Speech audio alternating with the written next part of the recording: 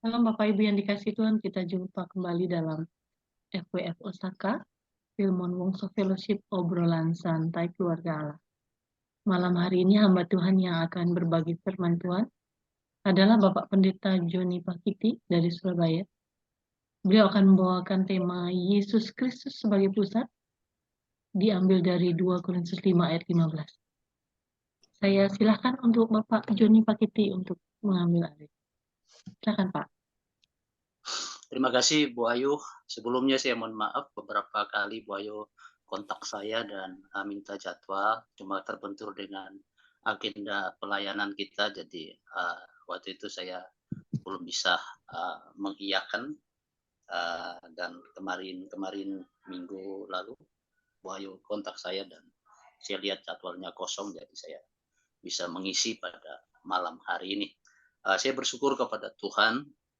Malam hari ini saya bisa berkumpul dengan Bapak Ibu, para hamba-hamba Tuhan, dan anak Tuhan yang luar biasa di dalam grup FWF ini.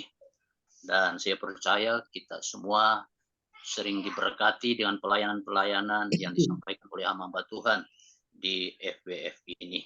Malam hari ini saya diberi firman dengan tema oleh Bu Ayu, ya, yaitu Kristus sebagai pusat kita, ya.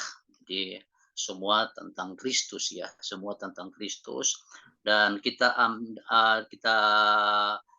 dikasih ayat, saya dikasih ayat oleh Bu Ayu dari kitab 2 Korintus 5 ayat 15. Dan karena Kristus, ya baca, dan karena Kristus telah mati untuk semua orang, supaya mereka yang hidup tidak lagi hidup untuk dirinya sendiri, tetapi untuk Dia yang telah mati dan telah dibangkitkan untuk mereka.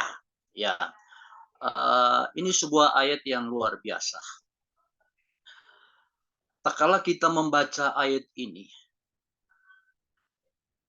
kita harus bisa memahami benar ayat ini dan membuat sebuah iman yang kokoh teguh, baru kita bisa menceritakan lewat kehidupan kita, lewat tutur kata kita, atau dari semua aspek kehidupan kita. Tak kala kita tidak memahami pengertian ini, maka akan lari nantinya. Kita menjadi orang Kristen yang tidak kuat dan gampang dikoyakan, sekalipun itu adalah hamba Tuhan. Atau saya. Tak kala saya tidak mengenal, saya tidak memahami, tidak mengerti tentang ayat-ayat ini, maka saya gampang goyah. Nah, hari-hari terakhir kita mendengar di mana ada pengakuan-pengakuan dari para pengajar-pengajar yang betul-betul ini membuat suatu kebimbangan bagi banyak orang. Kebimbangan bagi pendeta, kebimbangan bagi anak-anak Tuhan.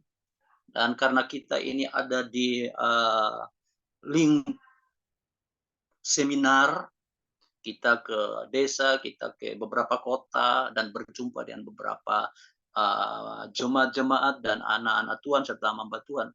Dan itu sering ditanyakan tentang pengajaran-pengajaran yang muncul.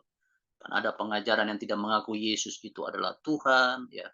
Kemudian Yesus itu adalah Lucifer.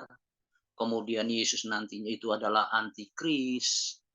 Nah, saya mau katakan bahwa suka tidak suka, mau tidak mau, Yesus itu tetap Tuhan. Dia adalah Tuhan. Bahkan untuk menggenapi ketuhanannya dia, itu Alkitab sudah mencatat perjanjian lama, perjanjian baru, fokusnya semua kepada Tuhan Yesus. Bahkan salah satu Korintus ini menceritakan tentang kematian.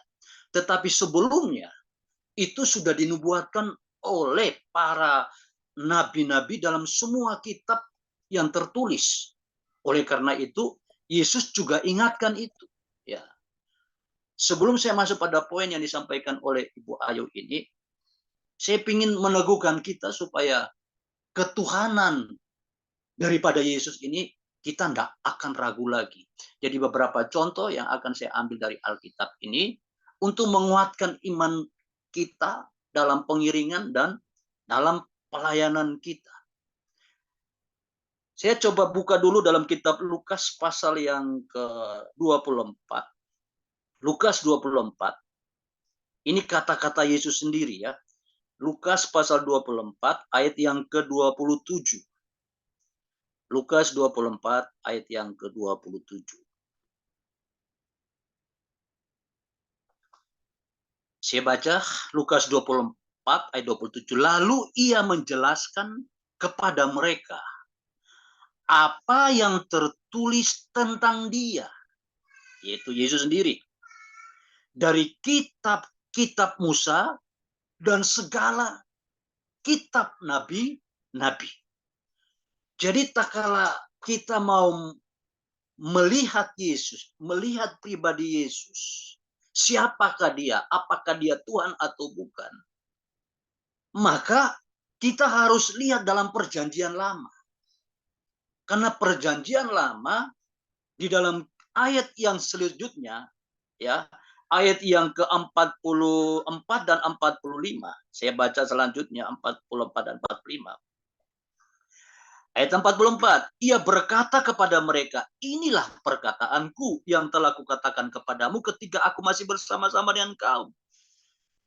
Yaitu bahwa harus digenapkan semua yang tertulis tentang aku dalam kitab Taurat Musa, satu Taurat Musa, dan kitab nabi-nabi, dan juga kitab Mazmur. Nah, Yesus ini melakukan segalanya, mulai dari lahirnya, kehidupannya, pelayanannya, kematiannya, kebangkitannya, dan kenaikannya. Itu menggenapi semua yang telah dinubuatkan oleh kitab Musa, kitab nabi-nabi, dan juga kitab Mazmur Daud. Tujuannya agar orang Israel ini tak kala dia baca kitab Musa, dia baca kitab nabi-nabi, dia baca kitab Mazmur Daud, kira-kira ini persis enggak? Pribadi Tuhan Yesus ini sama enggak? Ini yang harus mestinya bangsa Israel ini mencari. Dari perjanjian lama ini sudah ditulis. Karena orang Israel sampai sekarang terus membaca kitab Musa, terus membaca kitab Nabi, dan mereka terus membaca di setiap hari Sabat, yaitu kitab Daud, Mazmur Daud. Seharusnya pada waktu mereka membaca, itu mereka menemukan bahwa suatu kali kelak Tuhan akan menjadi manusia. Suatu kali kelak ada pemulihan hubungan. Yang tadinya hubungan kita antara hamba dengan Tuhan, nanti ada suatu hubungan yang dipulihkan Tuhan, yaitu antara bapak dengan anak. Bukan karena bapak ini lebih senior dan kemudian anak junior. Bukan karena bapak tingkatannya lebih tinggi dan anaknya lebih rendah. Tetapi ini melandasi sebuah perubahan hubungan. Karena Taurat tidak mendapatkan peluang dalam hubungan itu. Orang Israel tidak bisa ketemu Tuhan langsung. Harus lewat hamba nabi-nabi Tuhan dan imam-imam. Kalau imam-imam dan hamba-hamba Tuhan, nabi Tuhan itu berdosa, mereka akan dihukum mati. Istilahnya bahwa ini kasihnya begitu keras. Figur bapak dan figur anak ini menjelaskan sebuah hubungan yang indah. Jadi Tuhan harus menjadi anak. Dan Tuhan juga harus menjadi bapa. Ini sebuah perumpamaan, tapi perumpamaan nyata. Sekaligus menggenapi kitab Taurat, kitab nabi-nabi, dan kitab Mazmur Daud. Untuk menggenapkan hukum Taurat yang begitu keras, membentuk, mendidik manusia supaya manusia boleh hidup sesuai dengan jalan Tuhan, yaitu bangsa Israel sendiri. Nah, inilah yang harus dicari oleh bangsa Israel. Tapi itu tidak ketemu. Mereka tidak menemukan Mesias dalam pribadi Yesus Kristus. Sampai hari ini, mereka mengakui bahwa Yesus itu hanya seorang rabi. Dia rabi. Jadi kalau kita baca dalam kitab mereka, dalam kitab kitab bangsa Israel, maka Yesus tidak pernah disebut Tuhan. Yesus pasti disebut yaitu rabi. Lalu pertanyaannya, kenapa kok ada bahasa Yahweh? Saudara kasih dalam Tuhan, ini Yahweh juga ada sejarahnya. Saudara kasih dalam Tuhan, Yahweh ini disebut pun ada sejarahnya. Mungkin saya tidak bisa menjelaskan ini. Tapi untuk menggambarkan nama yang sulit untuk diungkapkan dari Yet-Hov-Aven, itu sulit untuk disampaikan, maka ada salah satu tokoh membuat menyederhanakan dan menyampaikan kata Yahweh ini. Itu terjadi di Jerman. Nanti mungkin kalau ini saya tidak akan bahas, nanti jauh ke sana itu. Jadi, saudara kasih dalam Kristus Yesus, nama Yesus ini adalah Tuhan. Kalaupun dia disebut Bapak atau anak, ini pemulihan sebuah hubungan. Kalau dulu berdosa, langsung mati. Tapi sekarang kita ini dengan Bapak. Masa sih Bapak tega sekali kalau anaknya berbuat dosa, langsung mati. Tapi dia harus gambarkan lewat dirinya dia. Nah ini tokoh langsung diperdebatkan. Bahwa Tuhan Yesus itu bukan Tuhan. Ada Bapa pribadi yang lain, Yesus pribadi yang lain. Ini menggoncangkan iman. Dan ini menjadi sebuah sesuatu yang ditangkap oleh kekasih-kasih yang lain. Untuk menyerang kita. Kasihan. Yesus yang begitu luar biasa. Mengasihi kita, berkorban mati untuk kita. Masa kita enggak percaya, apalagi itu kita sebagai hamba Tuhan. Ya saya mulai lihat aja, kita melihat apa yang sudah dibuatkan dulu lah supaya kita yakin. Yesaya 7 ayat 14, Yesaya 7 14, kemudian Matius 1 22 sampai 23. Ini kita melihat apa yang dinubuatkan, kemudian yang digenapkan. Ya coba Bu Ayu minta tolong bisa bantu baca saya, membacanya untuk saya dan kita semua. Yesaya 4 ayat Yesaya 7 ayat 14 maksud saya. Yesaya 7 ayat 14.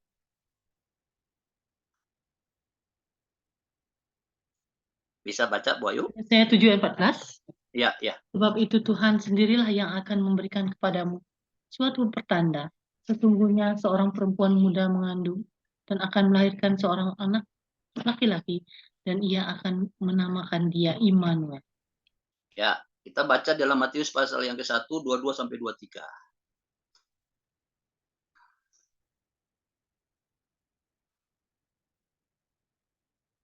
Matius 1, 22 sampai 23. Matius 1 ayat 22 sampai 23. Ya. Matius 1 ayat 22 sampai 23. Hal itu terjadi supaya genaplah yang difirmankan Tuhan. Supaya genap apa yang dinubuatkan oleh Yesaya, ya. Terus Oleh nabi, sesungguhnya anak darah itu akan mengandung dan melahirkan seorang anak laki-laki, dan mereka akan menamakan dia Immanuel, yang berarti Allah menyertai kita. Amin. Oke, sampai situ. Nah, kita melihat siapa pribadi dalam Alkitab. Kelahirannya itu sudah dibuatkan ribuan tahun sebelumnya. Tidak ada. Dan semua nabi, tadi kata Yesus, menubuatkan tentang dia. Tidak ada. Kecuali Yesus. Tempatnya juga dinubuatkan. Ya, kita baca Mika pasal 5. Mika pasal 5 ayat 1.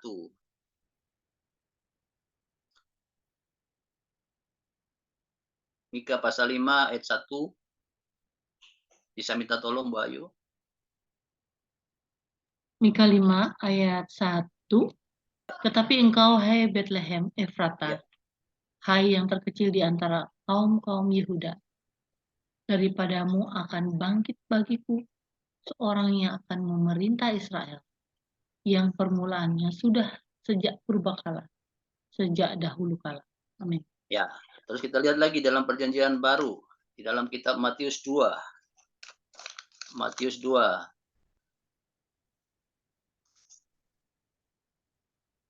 ayat 6. Matius 2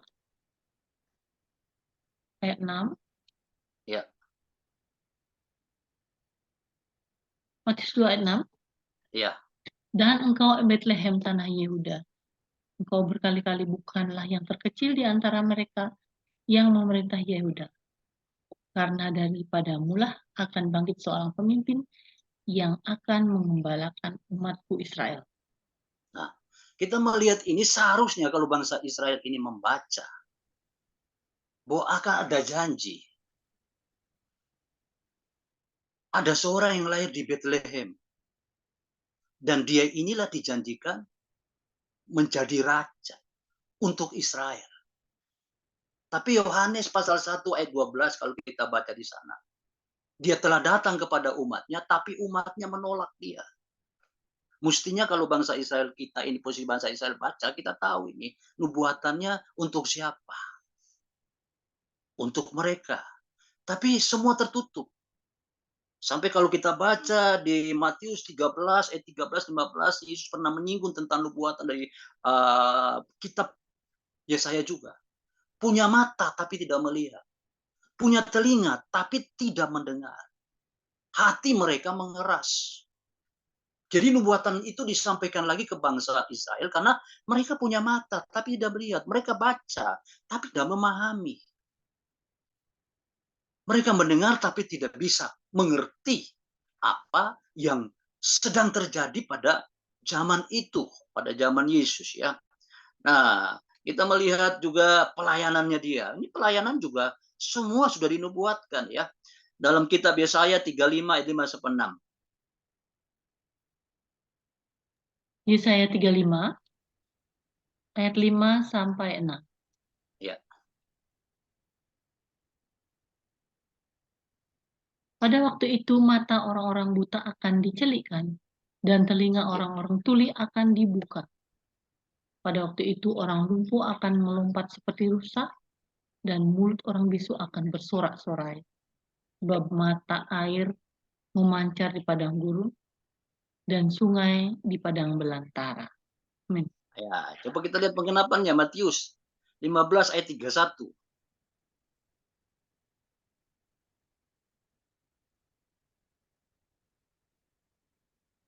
Matius 15 Ayat 31. ayat 31. Ya. Matius 15 ayat 31. Maka takjublah orang banyak itu melihat orang bisu berkata-kata, orang timpang sembuh, orang lumpuh berjalan, orang buta melihat, dan mereka memuliakan Allah Israel. Amin. Ya. Tujuan Tuhan melakukan ini sebenarnya mengingatkan bangsa Israel. Ini loh. Nubuatan yang sudah kamu baca. Dan ini terjadi dalam diri dia. Dia yang menggenapi. Dia yang melakukan. Makanya waktu kita mendengar tentang Yohanes waktu di penjara. Yohanes itu yang memberitakan tentang Yesus anak Allah. Waktu dia di penjara dan mau dipenggal kepalanya.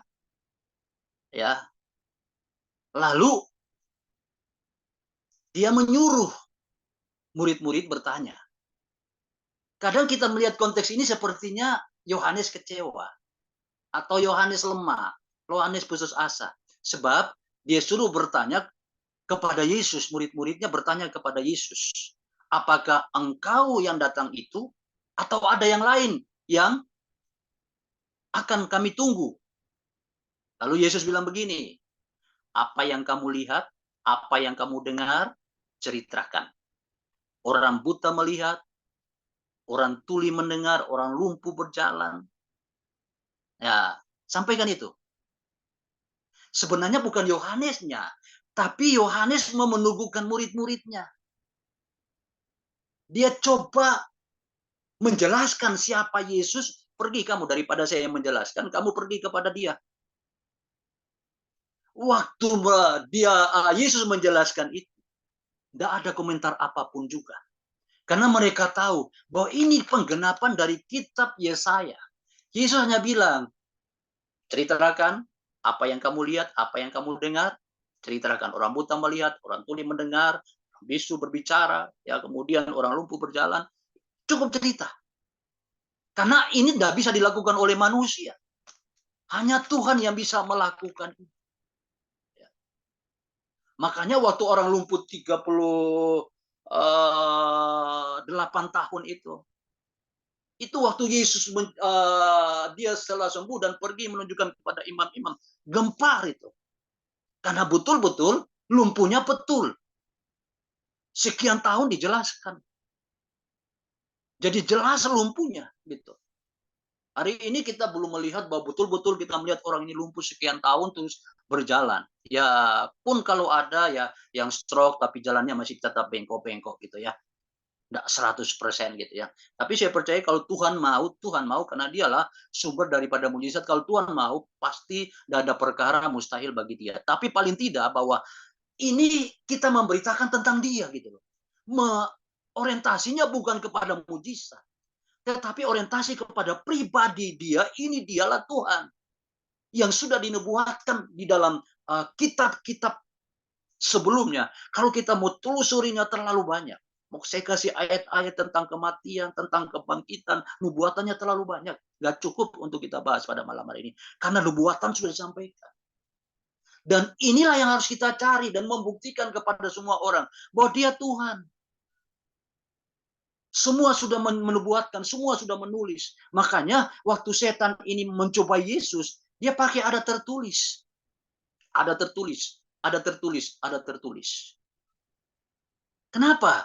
Karena dia tidak mau keluar dari konteks ini. Menunjukkan tentang dirinya dia harus digenapkan lewat semua nubuatan-nubuatan yang sudah terjadi. Dan orang pada perjanjian lama mencari siapa namanya. Karena nama ini adalah nama Allah yang tidak bisa disebut namanya. Makanya waktu dia berbuat kesembuhan dibilang Yehova Rafa. Kemenangan dibilang Yehova Nisi.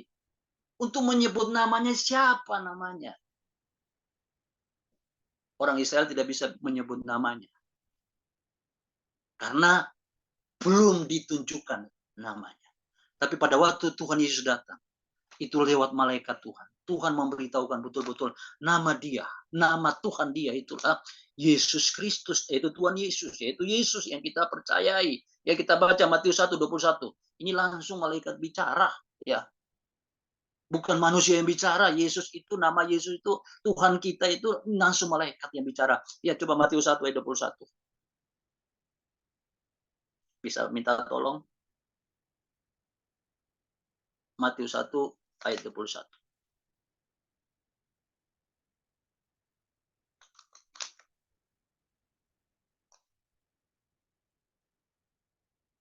Matius 1 ayat 21.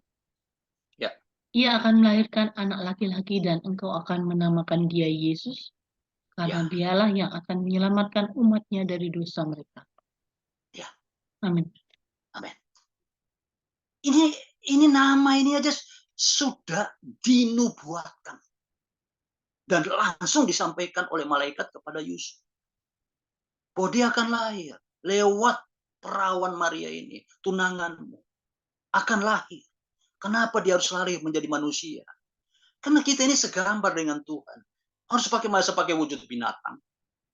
Dia harus pakai wujudnya manusia. Gambarnya dia sendiri. Dia datang pada gambar dirinya sendiri, masa kita nolak? Dia Tuhan yang harus kita percayai. Namanya Yesus. Makanya kalau kita baca di dalam kitab Efesus pasal 6, murid-murid ini, Paulus ini memberitakan tentang nama Yesus. Setelah Yesus mati dan naik ke surga, ini nama Yesus betul-betul diberitakan dengan berani oleh para murid-muridnya. Sampai kalau kita baca di pasal Kisah Rasul pasal 4 ayat 16. Kemudian Kisah Rasul pasal 5 ayat 27, 26, 27. Itu Petrus memberitakan nama Yesus, dipanggil sama para mahkamah agama. Orang-orang Farisi. Mereka bilang begini, jangan lagi engkau memberitakan nama itu. Jangan lagi engkau memberitakan nama Yesus. Tapi dengan gagah berani Petrus memberitakan tentang nama itu. Karena nama itu mereka tahu Tuhan. Lewat satu pelayanan, lewat satu hubungan bersama dengan Yesus. Mereka melihat, Petrus melihat, Yakobus melihat, Yohanes melihat, waktu di atas gunung datang si Musa dan Elia. Lalu wajah Yesus bersinar luar biasa. Sampai Petrus berkata, izinkan saya untuk membangun 3 tempat kemahin. Petrus mengakui dia adalah Mesias. Karena dia melihat luar biasa kemuliaan Tuhan yang terjadi di atas gunung itu. Dan ada suara berkata, anak ini, anak kasihku pedangnya, aku berkenan, seperti dalam Yohanes ini, waktu dia baptis itu. Jadi dia melihat bahwa ini betul-betul Tuhan waktu mati pun, dia harus setelah mati kebangkitan dan Roh Kudus turun, mereka gagah perkasa memberitakan nama Yesus. Dan ada larangan, saudara. Sekarang ini saudara kasih dalam Tuhan bukan larangan, tetapi membungkam nama Yesus dengan pengajaran-pengajaran yang lain. Supaya orang tidak lagi mau menyebut nama Yesus, menggantikan dengan Yahweh. Menggantikan dengan nama-nama yang mereka sebut asli katanya. Lo jelas lo dalam kitab, kita baca coba salah satu Kisah Rasul, kita baca Kisah Rasul pasal yang kelima. Kisah Rasul pasal yang kelima. Satu ayat aja, tapi banyak ayat yang menjelaskan tentang nama ini betul-betul tidak disukai. Ya.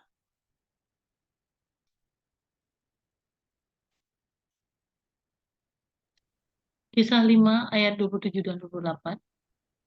Mereka membawa keduanya dan menghadapkan mereka kepada mahkamah agama. Imam besar mulai menanyai mereka, katanya. Dengan keras kami melarang kamu mengajar dalam nama itu. Namun ternyata kamu telah memenuhi Yerusalem dengan ajaranmu dan kamu hendak menanggungkan darah orang itu kepada kami. Ya, nama siapa itu? Coba kita baca lagi. Kisah Rasul 4 ayat yang ke-18. Mundur Kisah Rasul 4 18. Kisah 4 ayat 18. Dan setelah keduanya disuruh masuk, mereka diperintahkan supaya sama sekali jangan berbicara dan mengajar lagi dalam nama Yesus.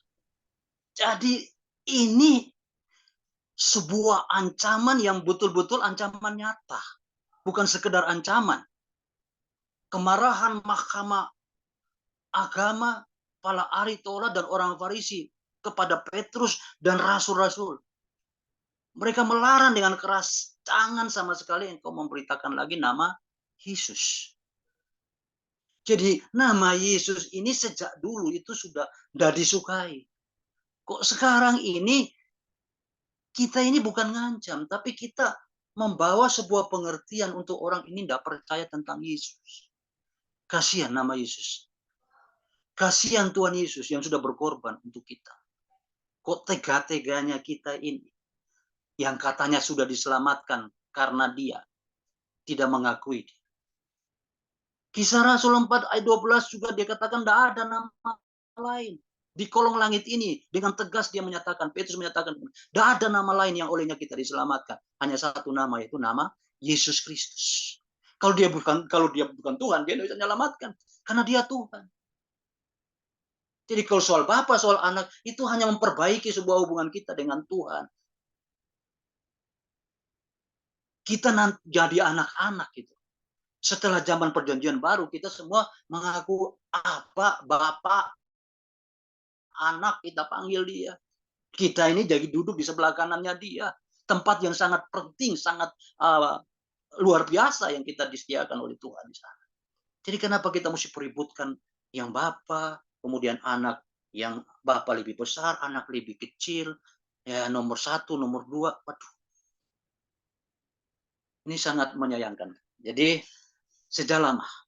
Makanya Paulus mengatakan dalam kitab Efesus 1 untuk menegaskan. Kenapa Paulus menegaskan gitu? Karena waktu dia membunuh orang-orang percaya, dia menyiksa, dia menangkap. Kita tahu waktu dia ditangkap Tuhan, dia buta, dia dengar suara. Ada suara memanggil dia, Saulus, Saulus. Kenapa engkau menganiaya aku? Saulus bertanya, siapa engkau yang aku aniaya? Akulah Yesus yang engkau aniaya. Dia tahu bahwa nama Yesus, yaitu Tuhan, walaupun dia menganiaya orang-orang yang percaya. Tapi Yesus katakan, kamu menganiaya aku. Karena kita Yesus kecil. Kita ini menggambarkan Yesus. Makanya kata Lucifer itu diambil dari kata Latin. Hanya ditulis di King James. Lucifer itu artinya yang jatuh atau yang gelap. Yang tadinya terang jadi gelap. Yang tadinya di atas dia jatuh gitu loh. Jadi itu namanya Lucifer. Jadi kalau saya pendeta ini jatuh, saya disamakan, saya mempunyai predikat Lucifer. Saya ini tadi terang, kemudian saya bukan jadi terang lagi, saya ini Lucifer. Nah, dikaitkan dengan Yesus. Yesus ini tidak pernah jatuh, Yesus terang. Dia bintang timur yang terus bersinar. Dia tidak pernah jatuh. Kalau malaikat, ya jatuh. Jadi kalau kita jatuh sama dengan kita Lucifer, kita jatuh. Kita orang yang tadi benar, tidak lagi melakukan kebenaran. Ya tadinya pendeta, sekarang jadinya penjahat, yaitu Lucifer. Yang jatuh, yang tidak jadi terang lagi gitu. Nah, ini kadang-kadang kita tidak pahami, akhirnya kita salah pengertian. Ya, Lucifer disamatkan dengan kata Latin itu karena dia yang tadinya di sorga jatuh. Dia yang tadinya melakukan perintah Tuhan sudah tidak melakukan lagi. Kalau kita tidak melakukan perintah Tuhan, kita sudah jatuh. Berarti kita sama seperti Lucifer. Tapi kalau kita jadi terang, ya kita menjadi Yesus. Ya, kita terang dunia. Kita inilah memancarkan Yesus lewat kehidupan kita. Kita Yesusnya. Bukan kita Tuhan yang ya seperti dia, tapi kita ini memancarkan Yesus dalam diri kita. Makanya Paulus katakan, hidupku bukan aku lagi, tapi Kristus yang ada di dalam diriku. Nah, dia teguhkan kepada jemaat di Efesus, Efesus 1. Efesus 1, kita baca Efesus pasal yang ke-1, ayat 17. Ayat 16 dulu sampai 17.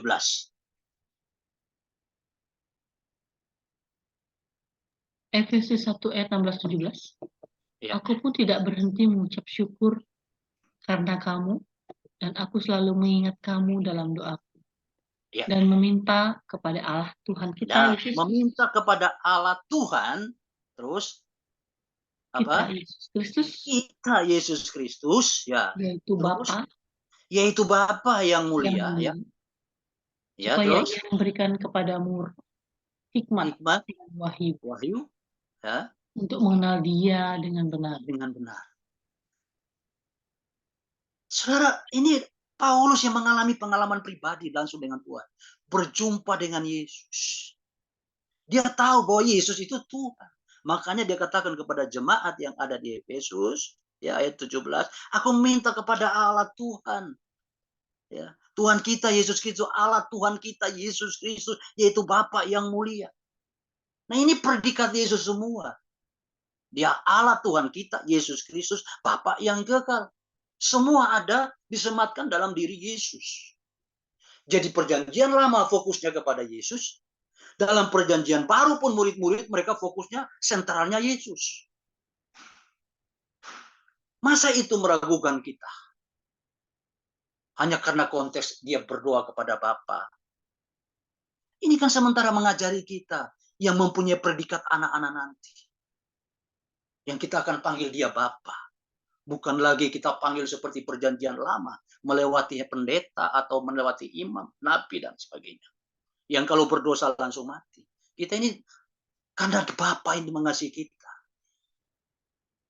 Menggambarkan Yesus ini sebagai anak. Dan kemudian dia naik menjadi Bapa.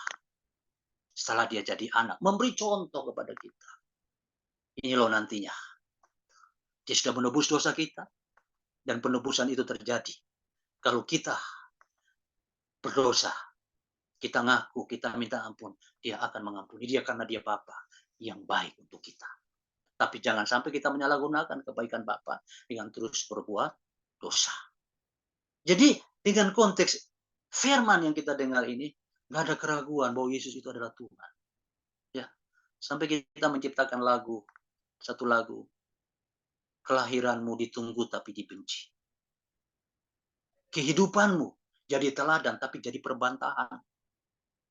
Kematian ini jadi kemarahan tapi jadi penggenapan. Pokoknya ini kehidupannya Yesus sampai hari ini terjadi.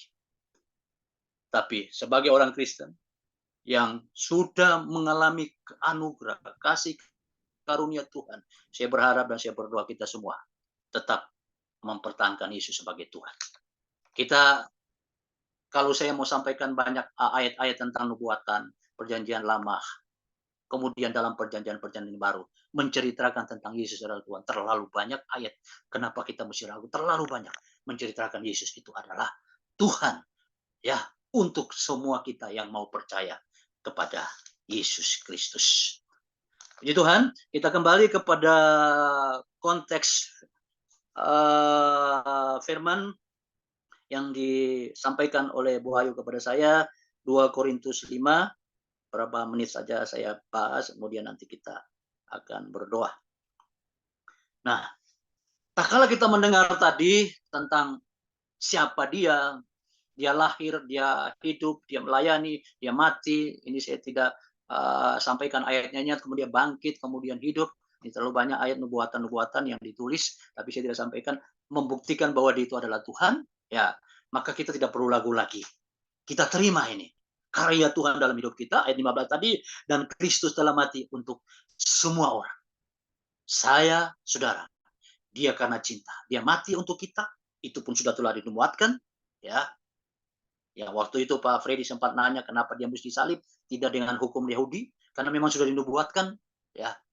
Dia harus disalib, dan itu pakai hukum Romawi, karena menggenapi nubuatan yang disampaikan oleh Mazmur Daud.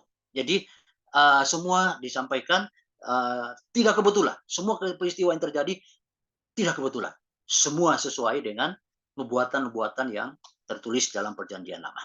Jadi inilah yang membuat kita teguh, kita kuat bahwa Yesus Kristus telah mati untuk kita. Ya, untuk semua orang, untuk saya dan saudara, supaya mereka yang hidup tidak lagi hidup untuk dirinya sendiri, tetapi untuk Dia yang telah mati dan telah dibangkitkan untuk mereka. Jadi saudara kasih dalam Tuhan, hidup kita ini, sekali kita pahami Yesus mati untuk kita, maka apa bahasan kita? Kita hidup sekarang untuk Dia. Fokus dan sentral kita untuk Dia. Apa untuk Dia? Berita daripada perjanjian baru adalah berita pertobatan. Kalau bicara tentang pertobatan itu banyak sekali saudara kasih dalam Tuhan tentang pertobatan. Ya, berita pertobatan. Kemudian berita yang kita komandangkan atau kita sampaikan dalam perjanjian baru, bahwa ingat dia sudah pergi menyediakan tempat bagi kita. Dan ingat, dia sekali akan datang lagi menjemput kita. Saya mau katakan bahwa ada 7 peristiwa. 6 peristiwa sudah digenapkan. Tinggal 1 peristiwa. 1, kelahirannya yang sudah kita bahas. 2, kehidupan dan pelayanannya kita sudah bahas. 3, penderitaannya sudah kita bahas. 4, kematiannya. 5, kebangkitannya. 6, kenaikannya dan pencurahan Roh Kudus. 7, tinggal 1, dia akan datang kembali. Kita menunggu satu ini. Jadi berita kita ini fokus kepada Tuhan agar kita cinta Tuhan. Kita mengasihi Tuhan. Hidup kita ini untuk Tuhan lagi. Karena kita nggak tahu kapan ini kita akan dipanggil Tuhan. Kemarin saya ketemu dengan seorang teman. Dia bilang, waduh teman saya meninggal umur 36 tahun. Hidup ini kita nggak tahu kapan. Tapi kita tahu kita akan pulang suatu waktu. Umur kita nggak tahu. Tapi suatu waktu kita harus pulang. Makanya saudara kasih dalam Kristus Yesus, kalau kita tahu ini, kita ini harus hidup ini bukan lagi untuk kita lagi, tapi kita harus berikan untuk Tuhan. Maka fokus kita ini, kita beraktivitas boleh, kita bekerja boleh, kita cari duit boleh, kita semua boleh. Tapi jangan lupa bahwa kita ini hanya sementara. Sementara di dunia ini, suatu waktu kita akan pulang. Ada teman-teman kita yang sudah pulang duluan. Saudara, kita nggak tahu. Kita ketemu sehat, kita masih berbicara dengan mereka, kita masih bertelepon dengan mereka, kita masih dengan mereka, ya tiba-tiba pulang. Nah, berita yang harus disampaikan oleh gereja adalah bagaimana persiapan kita untuk kalau dia datang menjemput kita. Ini berita yang harus disampaikan gereja. Cuma gereja ini kehilangan. Saudara, Lukas 8 ini seringkali dibicarakan di gereja tentang semak duri. Semak duri itu yang menghimpit adalah kekhawatiran, kekayaan, dan kenikmatan hidup. Dan ini sering disampaikan di gereja ini, paling suka didengar adalah khotbah tentang kekhawatiran. Bahkan ada hamba Tuhan yang berkata, aduh, tahun ini tahun kesusahan, tahun sulit, dan akan banyak penderitaan. Yang isinya itu mengkhawatirkan terus. Padahal Yesus berkata, jangan khawatir esok punya kesusahan sendiri, cukupkan hari ini. Serahkan kekhawatiran kepada Tuhan. Tapi yang kita khotbahkan, kenapa? Karena kalau kita bicara tentang kekhawatiran, sepertinya kopas. Yang kedua, kekayaan. Ya, semak duri itu kekayaan. Ini dikhotbahkan itu isinya hanya kekayaan. Teman saya kembali dari Amerika, dia bilang gini, gereja di Amerika banyak yang kosong. Gereja bagus-bagus. Banyak yang kosong. Banyak anak-anak muda yang keluar dari gereja. Kenapa saudara kasih dalam Tuhan? Karena isi khotbahnya hanya seperti itu. Ya, isi khotbah. Bahkan anaknya datang ke gereja, dia bilang, "Mah, aku kaget, Mah, khotbahnya cuma itu. Kalau Anda akan beli 30, akan diganti hanya 30 kali lipat. Kalau Anda beli 60, akan diganti 60 kali lipat. Kalau jika Anda beli 100 kali, maka Anda akan diganti 100 kali lipat. Ayo tulis," katanya. Jadi, saudara kasih dalam Yesus gitu-gitu. Anak-anak muda pikir, aduh, kalau hanya buat cari uang di situ, lebih baik gua kerja. Dan ini sementara terjadi. Kalau gereja ini hanya mengkhotbahkan itu, maka anak-anak muda berpikir mereka ini makin pintar. Mereka akan melihat, kok gereja kok kayak apa ya? Kayak jurusan ekonomi. Supaya sukses, orang ke gereja. Ini akan tidak menjadi kuat. Dan inilah yang disukai oleh iblis. Apa yang ditawarkan iblis waktu Yesus berdoa di 40 hari? Dia bilang begini. Ya, yang terakhir, kalau kamu nyembah aku, lihat, segala kemegahan dunia ini aku berikan kepadamu. Jadi kalau isi khotbahnya tetap itu, padahal kita ini membawa jemaat waktu datang, bagaimana hidup kita dengan Tuhan. Bagaimana penyerahan kita dengan Tuhan. Kita ingatkan bahwa ada janji Tuhan, dia akan datang kembali untuk menjemput kita. Dia akan bawa kita ke sana. Itu akan terjadi. Percaya atau tidak percaya, itu akan terjadi. Kita nggak tahu itu, tapi itu terjadi. Sehingga kita ini menyiapkan diri. Soal masalah namanya hidup dalam dunia ini semua punya masalah. Tapi apakah kita fokus pada masalah?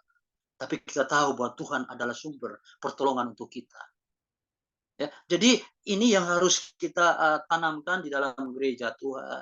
Ya, saya belakangan khotbah sudah jarang bicara tentang pribadi, bicara tentang pertolongan, bicara tentang fokusnya ini. Bagaimana kita hidup. Ya, Kolose pasal yang ketiga. Ya, bagaimana supaya kita ini terus ke arah situ ya. Kolose pasal yang ketiga. Ayat yang ke-1 dan kedua. Kolose pasal 3 ayat 1.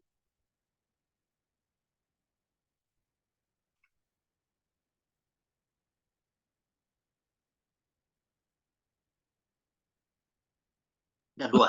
3 Ya. ayat 1. Ya. Karena itu, kalau kamu dibangkitkan bersama dengan Kristus, carilah perkara yang di atas, di mana Kristus ada, duduk di sebelah kanan Allah. Ya. Terus, ayat 2. Ayat 2. Pikirkanlah perkara yang di atas, bukan yang di bumi. Nah, ini firman Tuhan katakan kalau kita ini merasa sudah dibangkitkan bersama Kristus. Yang dikatakan apa?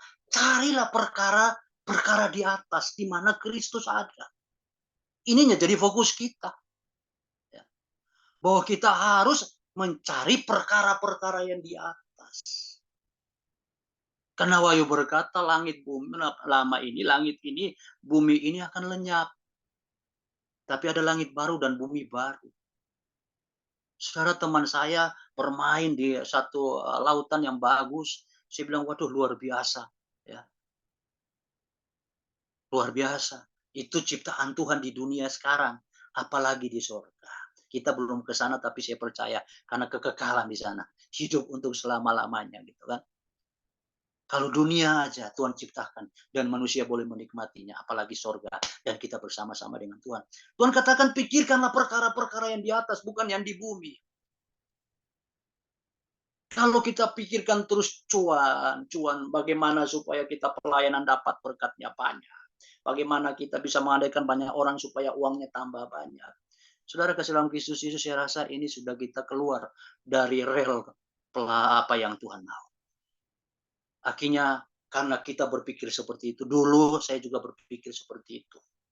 Ya, dulu saya minta ampun sama Tuhan. Semakin banyak jemaat, semakin banyak persembahan, gitu. Semakin banyak perpuluhan. Tapi oh Tuhan ampuni, gitu kan? Karena waktu dalam pelayanan saya sempat saya praktekkan itu. Sampai bisa menjadi perpuluhan 100 juta pada waktu itu. Ya, terus ya akhirnya ada persoalan-persoalan, akhirnya saya tinggal. Nah, saudara, fokusnya kan kita harinya ke situ, tapi hari ini saya berubah. Saya tidak mau lagi khotbahkan tentang itu, tapi saya khotbahkan tentang bagaimana kita punya kehidupan. Ya, bagaimana kehidupan kita karena menentukan kita ke sana. Jangan sampai saudara kasih dalam Kristus Yesus, Matius 7 itu jadi peringatan keras. Ya. Dari buah kamu akan melihat. Ya. Dan dikatakan pada waktu itu, Yesus itu akan berterus terang, aku tidak kenal engkau. Orang yang berseru-seru, orang yang bikin mujizat, orang yang bikin bernubuat. Ini semua kan hamba Tuhan gitu. Ini anak Tuhan, hamba Tuhan. Sampai Yesus dengan kata-kata, "Enyalah engkau." Ini ini sebuah bahasa yang keras. Kalau hanya bilang pergi, waduh. Tapi enyah ini betul-betul sebuah kata-kata yang kita nggak bisa lagi punya kesempatan. Mau kembali lagi ke dunia bertobat sudah bisa. Sudah terlambat. Ini yang harus kita pikirkan. Ya, karena Filipi pasal 1 ayat yang ke-20, pasal 3 ayat 20, kewargaan kita ini bukan dalam dunia. Kewargaan kita adalah dalam surga. Ya, bahkan ada ayat yang mengatakan kita ini hanya sebagai pengembara. Ya, kita ini sementara di dunia ini. Ya. Makanya kita harus cari kerajaan Allah dan kebenarannya. Kita pikirkan itu. Bukan kita pikirkan dunia. Bukan saudara kasih dalam Kristus, kita tidak boleh pikirkan kerjaan. Boleh. Ya, boleh. Ya, dapat cuan boleh, tapi yang penting sesuai dengan real kebenaran gitu loh ya. Tetapi bukan itu yang kita kejar. Tapi kita kejar selama kita hidup. Toh orang kaya ya saya lihat ya makan ya sama juga. Bahkan ada orang kaya yang sudah tidak bisa makan enak karena kena gula gitu kan. Punya duit banyak, tapi ya tidak bisa makan banyak, itu tidak bisa banyak sembarang karena sudah kena gula, duitnya berlimpah. Nah, akhirnya bahwa kita ini makan juga sama 3 kali sehari. Paling banyak 5 kali lah. Kayak Pak Freddy. Ya, bisa pagi, bisa setengah hari, bisa pas siang hari, bisa setengah sore, sore bisa malam, tengah malam. Ya kayak Pak Freddy mungkin makan ya banyak juga kan. Tapi sebanyak-banyaknya pasti ya, ya 1 piring mungkin sudah. Dan hari ini kita dipelihara Tuhan kok sampai hari ini kita tetap makan minum. Ya, artinya bahwa saudara kasih dalam Yesus, fokus kita ini. Mari ke depan terus, yaitu memikirkan tentang perkara di atas di mana Yesus ada. Bukan kita cari perkara di bawah, tapi kita cari perkara di atas. Kita pikirkan perkara-perkara itu. Banyak ayat-ayatnya lagi. Kita hidup supaya kita matikan daging kita. Daging kita ini harus kita matikan. Umur saya ini sudah 55 tahun. Kalau 70, 15 tahun. Kalau 1000 tahun bagi Tuhan, 1 hari bagi Tuhan, 1000 tahun bagi manusia. Umur kita udah tinggal berapa? Ya, 15 tahun lagi itu mungkin ya tinggal detik di hadapan Tuhan itu. Kita mau cari apa lagi? Ya, fokus kita. Tetapi kalau kita cari Tuhan, pasti Tuhan pun tidak akan tinggalkan kita. Apa yang kita lakukan pasti Tuhan juga tolong. Selama kita fokusnya kepada Tuhan. Karena hari-hari terakhir, hari-hari yang jahat. Di mana orang di bawah untuk mikirkan tentang dunia. Tentang dunia. Tetapi saudara kasih dalam Kristus, kita harus berpikir tentang Tuhan. Tentang Tuhan. Karena kita tahu bahwa untuk itulah kita ada di persekutuan. Untuk inilah kita baca firman Tuhan. Kita bicara tentang Dia. Dan Dia mengingatkan kita bahwa hidup kita sementara. Kita harus pulang kepada Dia. Apapun situasi, apapun yang kita miliki, tidak akan bisa menahan kita suatu waktu kalau Dia suruh pulang. Karena itu waktu kita pulang, disuruh pulang kita sudah siap. Aku siap Tuhan. Kalau Engkau datang menjemput aku, kan itu janji. Ya, makanya kita tulis lagu. Janjimu Tuhan untuk datang lagi. Janjimu Tuhan untuk menjemputku. Janjimu Tuhan untuk kekekalan. Ku pegang janjimu Tuhan, takkan ku lepaskan. Jadi itu janji Tuhan dalam perjanjian baru, dan itu fokus daripada rasul-rasul. Mereka ingin ketemu Tuhan, penderitaan, penganiayaan, apapun juga tidak peduli. Yang penting mereka mau ketemu dengan Tuhan. Dan biarlah itu pun menjadi motivasi untuk kita. Kalau Yesus sudah mati untuk kita, maka kita harus memberi hidup kita untuk Tuhan di dunia, bahkan sampai kita ketemu dengan Dia. Tuhan Yesus memberkati. Puji Tuhan. Kita berdoa sebentar. Bapa dalam sorga, dalam nama Yesus, hamba terbatas untuk menyampaikan firman Tuhan. Namun Tuhan Roh Kudus yang tidak terbatas, yang ada di segala tempat di mana kami berada, Roh Kudus akan memberikan pengertian-pengertian yang lebih dalam dan lebih jelas. Sehingga kami boleh memperlengkapi diri dan kebenaran, dan kami boleh menghidupi kebenaran. Kami boleh menjalani hidup ini dengan sesuai apa yang menjadi kehendak-Mu dalam kebenaran, sampai Engkau datang kali yang kedua. Engkau dapati kami tetap taat dan setia kepada-Mu. Karena Engkau telah mati untuk kami. Dan hidup kami ini telah ditebus oleh-Mu. Dan hidup kami sekarang adalah milik-Mu, yang kami harus persembahkan kepada Engkau. Terpujilah Tuhan kekal selama-lamanya untuk pengorbanan-Mu Tuhan. Kami tidak ragu karena Engkaulah satu-satunya Tuhan, yaitu Tuhan Yesus Kristus, Bapa yang mulia, yang kami percaya sebagai Tuhan dan Juru Selamat kami. Terima kasih. Engkau juga yang melawat setiap kami yang hadir, kami percaya. Engkau juga yang melihat keadaan kami. Dan tak kala kami terus fokus dengan Engkau, kami percaya Engkau juga tidak akan pernah tinggalkan kami. Karena Engkau adalah Bapa yang baik untuk setiap kami anak-anak-Mu yang berharap kepada Engkau. Terima kasih. Segala kemuliaan, keagungan, hormat bagi Tuhan kami persembahkan dalam nama Bapa, Putra, dan Roh Kudus, dalam nama Tuhan Yesus Kristus kami berdoa. Haleluya, puji Tuhan. Amin. Amin. Amin. Tuhan berkati.